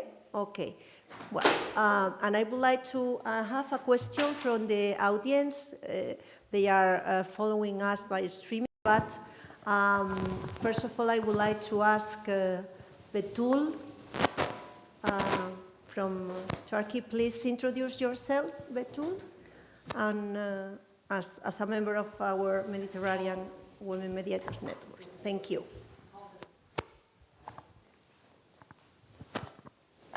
It's working now, right? Okay. Hi, my name is Betül Çelik. I'm from Turkey. I'm part of the network and founding member of the Turkey antenna, we call it. Because we have limited time, I would like to raise 4 points based on our experience in Turkey in terms of the value of the networks and what they can do. I listed them as problems. The first one is the problem of non-recognition. Studies show that effectiveness of increasing women's substantive presence and better and more gender provisions depends on the quality of collaboration between track one leadership and other types of leadership. And in many parts of the world, governments are choosing to work with their, what I call their own NGOs, and scapegoat those who would have a different perspective than theirs. We need to work more to build bridges between governments and grassroots, and I would say to rehumanize civil society, and also find a way to challenge the state-centric approach of the women, peace and security agenda. It takes two to tango, and when you ignore, dehumanize, and imprison the other party, how can you make peace? And this is the problem we have in Turkey at the moment, in a nutshell. And selecting membership into the antenna network, I would say, should be a strategic effort. Representation from different sectors of society is important, and it's critical to build a strong sense of trust among these people. I will keep repeating this, but in Turkey, we don't only have an armed conflict issue, we also have high polarization. In the antenna that we formed, we paid a specific attention to build trust between these different sectors. And the second problem is problem of finding entry points. There is usually a tendency to undermine track 2 and 3 work and to resist women's presence at the peace tables. Many women are doing peace work or work that can open a place to talk about peace. In places like Turkey, where peace talks were stalled and conflict re-escalated, it is important to find entry points to talk about peace. That was our emphasis in the antenna. Okay, so can we find side ways to make the people talk about peace? And for this aim, we focus on women cooperatives. It seems an irrelevant topic, but it is a very popular thing in Turkey to form cooperatives. And these women share similar concerns, economic problems, social problems, political problems. So we first identified their problems, and then we'll use this platform to make them talk more about peace. Because when the leaders stop talking, you need to initiate things from bottom up, and that's what we aim. And the third problem is problem of ignoring what I call everyday violence and interlinkages between different forms of violence. Turkey has the highest rate of violence against women in the OECD region and Europe. It became worse after the pandemic. It became worse after Turkey's withdrawal of Istanbul Convention. So the point I'm trying to raise is that you cannot think of armed violence separate from different forms of violence, especially violence against women. Especially in countries facing diminishing gender inequality and experiencing conflicts, women's role in mediation cannot be distinct from a gender equality perspective, because gender issues cannot be linked from conflict issues and democracy issues. And if we emphasize this, we'll come to a point where Krasnik was talking about how, we should emphasize that there is a need for us, because that's where we are the ones who are experiencing these issues, and we should be the ones who should be consulted. And the last one is the problem of visibility that Anna's survey also talked about. Visibility of women who do much of the work but are either not seen or are neglected, and this should be a high priority to emphasize their presence. And in terms of higher representation, the networks are doing a very important job. The Global Alliance of Women Mediator Networks, for example, presented a list of women to be deployed in peace processes to the United Nations. Some of us were there in the lounge, and that was a very good move to present them, because then you show the international community that there are a lot of qualified women. You don't, it's against all the arguments that we can't find them. And more lists including powerful women from civil society who can help in many aspects of gendered conflict and peace should be produced. However, extra care and consideration, I think, should be required in countries where there is pressure on civil society organizations and where delegitimizing civil society actors might be difficult. So we also have to develop new strategies to pressure states to include more civil society representation to such environments. Thank you. Thank you, Betul. We have audited and Dalal. Dalal? Okay. And afterward. Thank you very much. This is Dalal Ariqat from Palestine. I'm an assistant professor of conflict resolution at the Arab American University, and I'm also a weekly columnist with Al-Quds newspaper for 7 years now. Well, for those who don't know much about Palestine, I think it's important to mention that Palestine lives under the Israeli occupation for 74 years now. Palestinian women, like Palestinian men and children, face different policies and crimes of apartheid on daily basis. We, of course, live under the different racist practices imposed by the Israeli occupation on the Palestinians.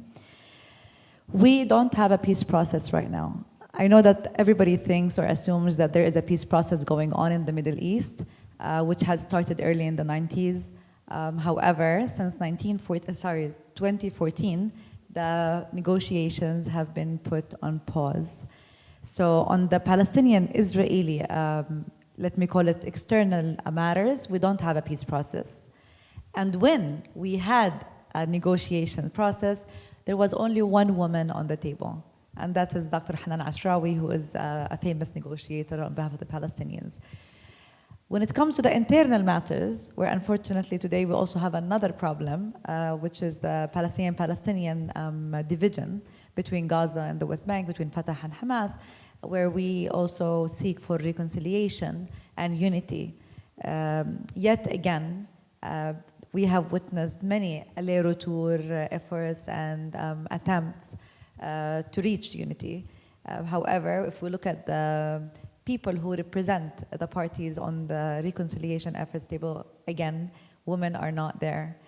The thing is, you know, I'm a founding member in the network, and I'm very much looking forward to cooperate with the network somehow to make things more tangible in Palestine, maybe on the Palestinian-Israeli negotiations process, but also in the Palestinian reconciliation effort. Because if we look at the Colombia peace process, we then believe that what the studies said about the inclusion of women, where we could see more dedication and more resilience and steadfastness when they are there. And just to build on the Kosovo comments, just like Kosovo, Palestine was not recognized, but in 2012, we did join the UN as a non-member observer state. However, joining the UN gave us access, and this is to you, it gave us access to many agreements, many conventions, many treaties, and yes, we're part of so many conventions and, you know, conferences, a lot of trainings, a lot of programs and projects. But the interesting fact that most of those programs, or if I can generalize and say all of them, they work on empowerment of women, they work on, you know, decreasing violence abuses or human rights abuses, but unfortunately they did not manage to take us on a better scale of the ladder in political decision making, and mediation included. So for example, if you look at the Palestinian, we have a policy agenda 2018 to 2022. It reiterates in so many lines the importance and the dedication of the government to empower women and to ensure equality in decision-making places. We're also part of 1325, the UN resolution, and we're also a part of the shadow reports that take place in Geneva. We're part of so many, you know, international forums that call for the more inclusion and empowerment of women. However, if you look at the Palestinian reality, you will see that Palestinian women are very educated, and they're very skilled, they're very equipped, and to be frank, they did manage to penetrate so many places on the business and social level. However, they could not reach the political decision-making seniority positions, not because of their lack of merit, but because of the culture we have of patriarchy and of masculinity. So how can the network take part? I think it's important to take more solid initiatives, like for the Colombia peace process. How did the women, how were they brought to the table? How were they included? I think somebody needs to come to the region, and because I am a member in the network, I write weekly columns, I engage in so many conferences.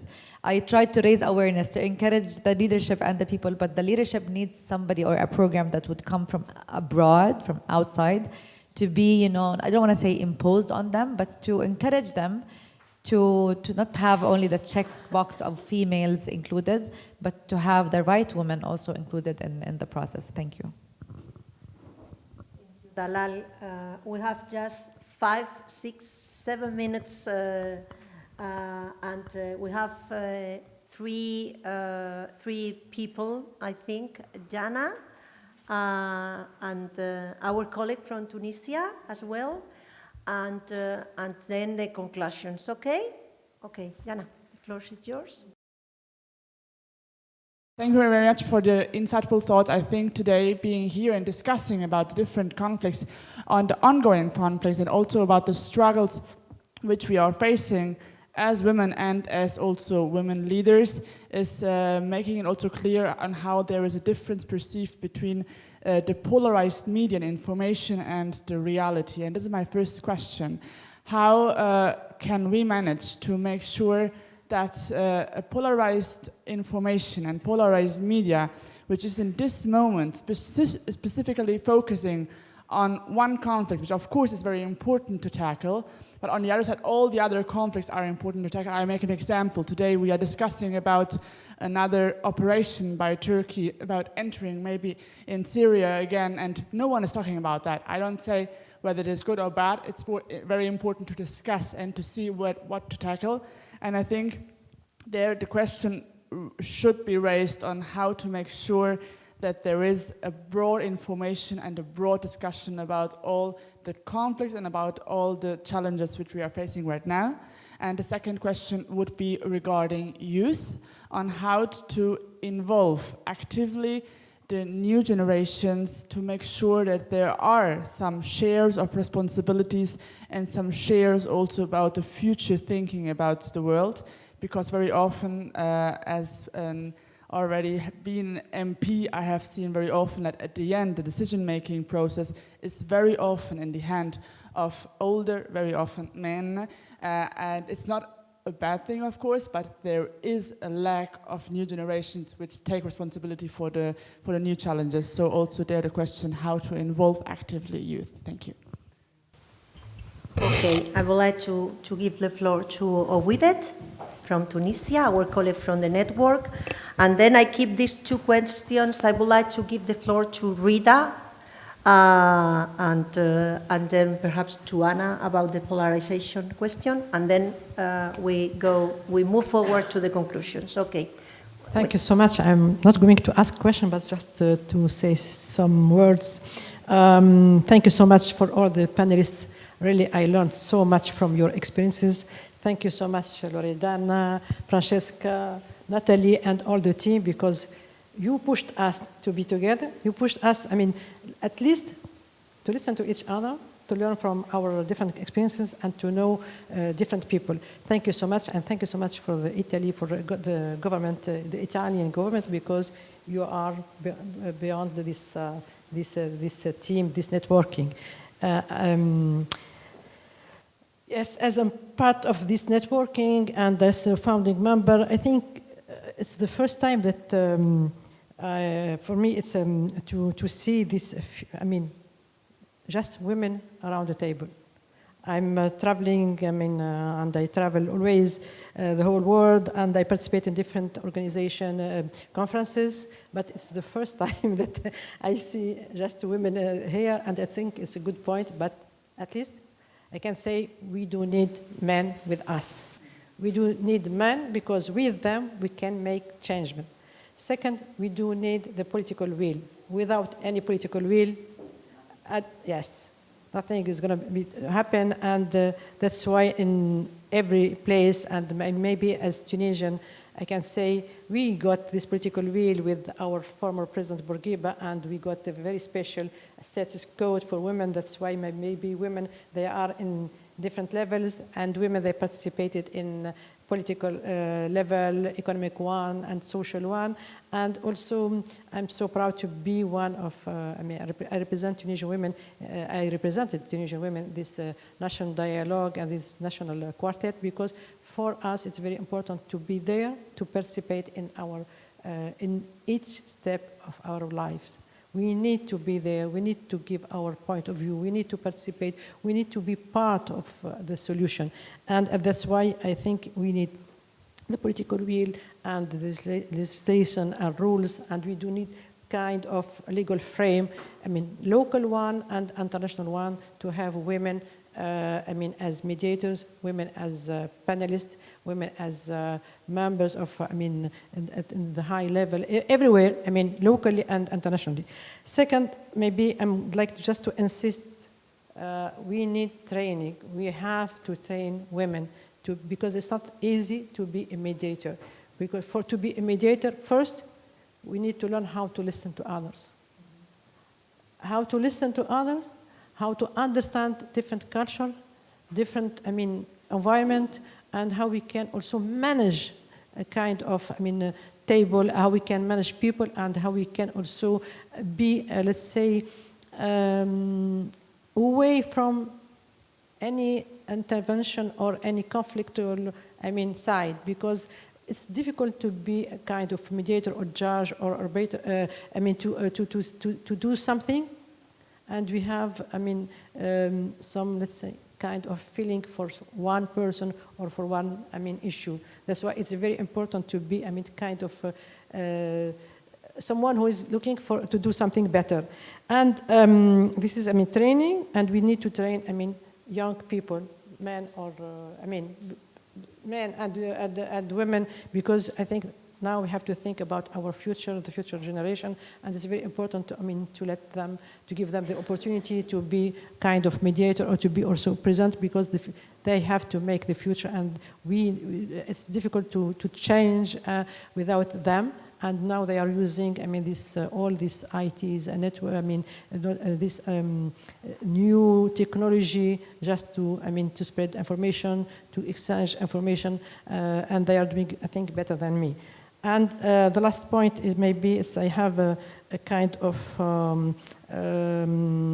just to Francesca to say, we are as Tunisian team, we are going this kind of announcement. And we'll have, we're going to form our antenna in Tunisia, maybe next year. And I'll be so, of course, I will keep you informed about the outcome of the process. I'll be so happy if you will be in Tunisia and you'll be with us, because we need to have this, this antenna in Tunisia. Thank you so much, Francesca. Thank you. Thank you so much, and congratulations. So I will give the floor to Rida. And Rida, 2 minutes, please, and try perhaps to help us to answer the question about how to involve young people in this agenda. Thank you. The floor is yours. Oh, thank you very much, Maria. Let me tell you something. What applies on youth applies on women. So at least in our Libyan context, all the factors are affecting participation of both, in the same way. With that said, something very important, which is the political situation and the political will. And this is what is going on in Libya. Very, very important to consider context. When we are talking about anything related to conflict, we need to consider the context. And if you think about the Libyan context, you will find that Libyan context is very unique. You have a huge country with a very small population, like 6 million only. We have now, at least now, we have 2 competing governments. It's not because we have federal system. No, they are competing against each other, and we have in a certain time, we have 3 even governments. And this is actually a kind of important element that induce more polarization in the Libyan society. And when I'm talking about this, so this, for example, earlier Anna talked about like peace builders who are working at vertical level and horizontal level. If you come to Libya and ask peace builders, why don't you go up with what you are doing and take it to a different level, go up to the, for example, the local authority, the national authority, to whom they would go? We have divided political system. This is for, I'm just giving it for an example, you know. Talking about women inclusion, I was at certain time in the past, I was one of the people who are saying it doesn't matter to have whoever on the table, sorry, the opposite. I was saying that women who should be on the table should have a qualification, should have so and have characters and skills. Oh, now I'm saying no. We need to be on the table because at least in the Libyan context, it proves that the number of women are important. You know, the ruling government right now in Tripoli, it came out after a dialogue in Libya. It's called LBDEF, you know, and this dialogue composed of 75 men, 75 participants, and only 17 women. And the government right now came through voting, you see? So having a number of women who is much less than men impacted the government who is coming, you know, the government which is enrolling now. So the context is very important. Talking about why I was talking when I started saying that let us talk about women, peace, and security, not only from the side of women participation. We have 4 pillars, and the 4 pillars are very interconnected. They support each other. So why don't we work on all of them? Because as Betul said, at least for us as the network, we worked a lot on women mediators or inclusion of women mediators as at higher level. And as she said, we had the list, blah, blah, blah. Okay, but do you know what? Now in Libya, we had 8 envoys. None of them was a woman. 8 representatives of Secretary General. Only we have Stephanie William who came by chance. She was there by chance, you know?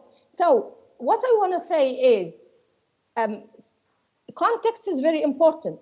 Why I'm talking about international community? I'm talking about international community. It's not because we as Libyan women or Libyan society or Libyan population want international community to work for them. No, it's because international community who are, facilitating the political and peace process.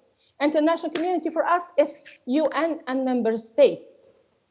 You see what I mean?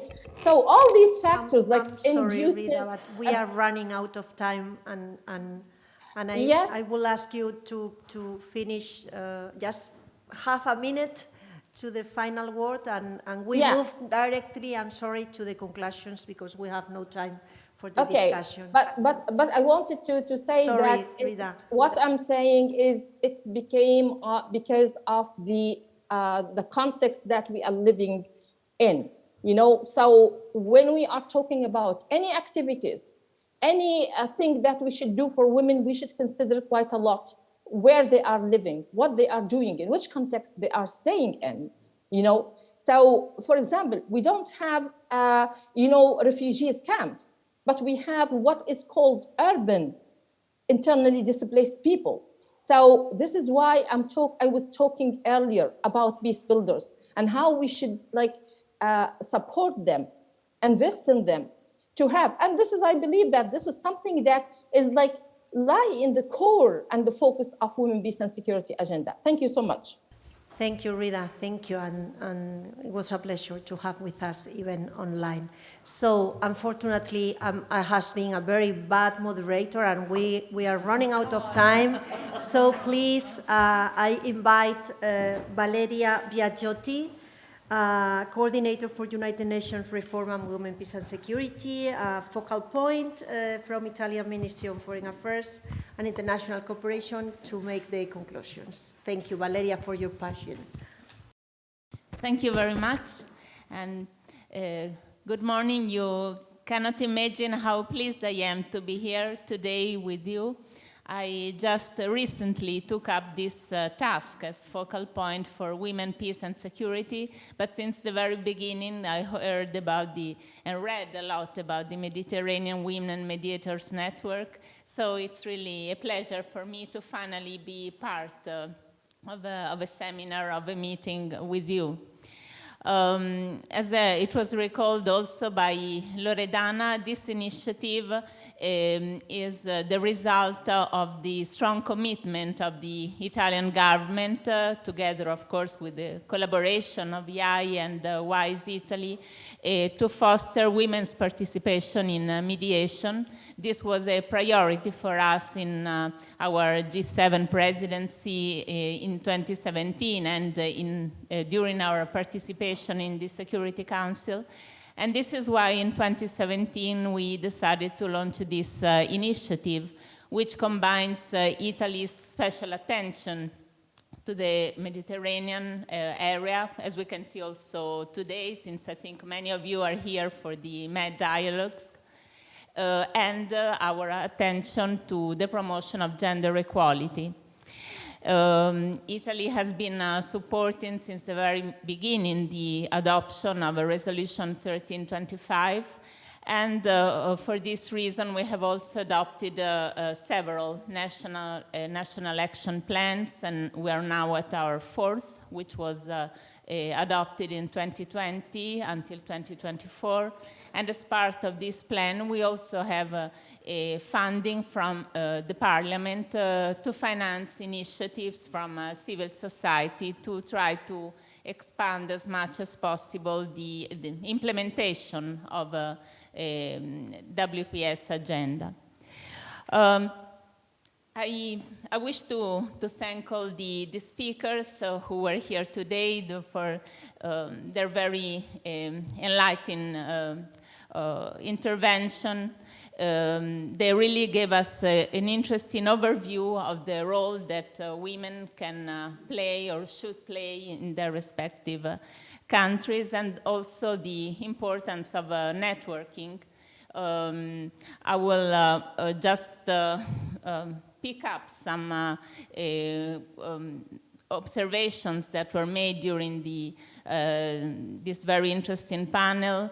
The accent put on the work at local level, but not only, because it is sometimes necessary to go beyond in order also to make things work at the local level.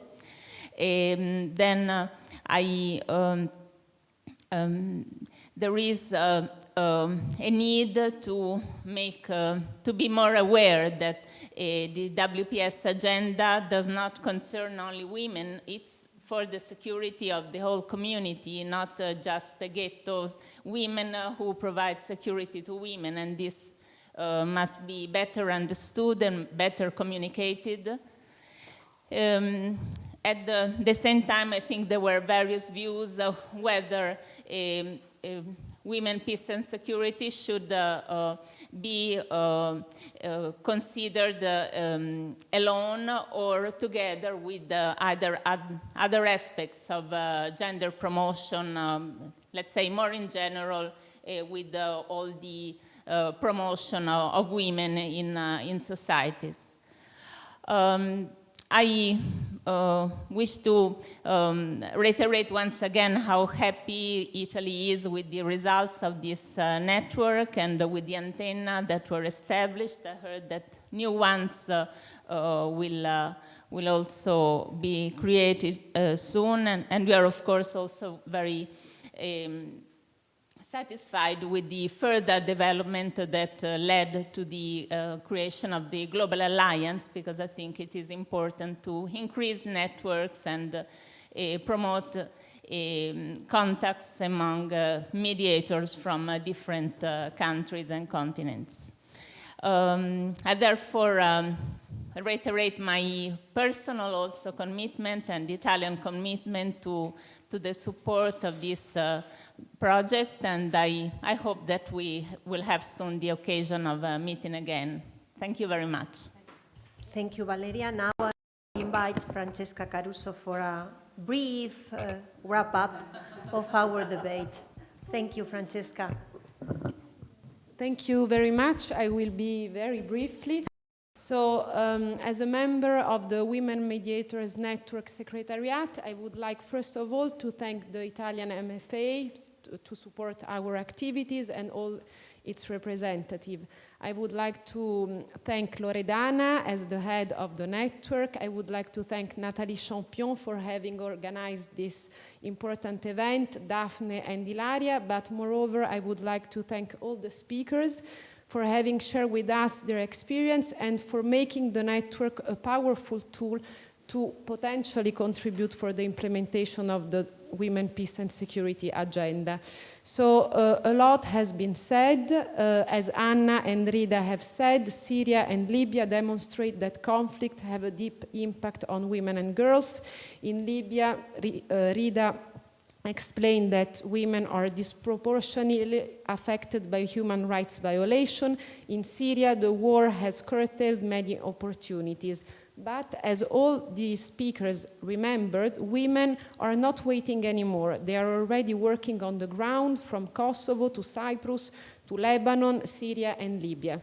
So in this context, what women networks can do?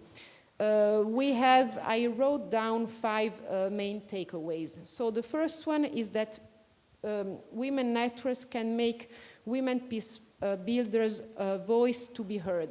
Make the visible more visible, as Maria said.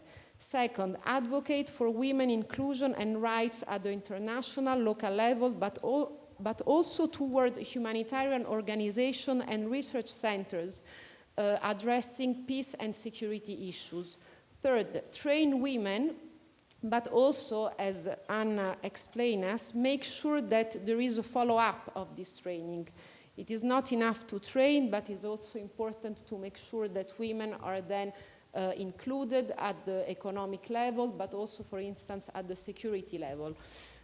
4, contribute to change the language that is usually used to talk about war. And 5, last but not least, give strength and sisterhood to women peace builders.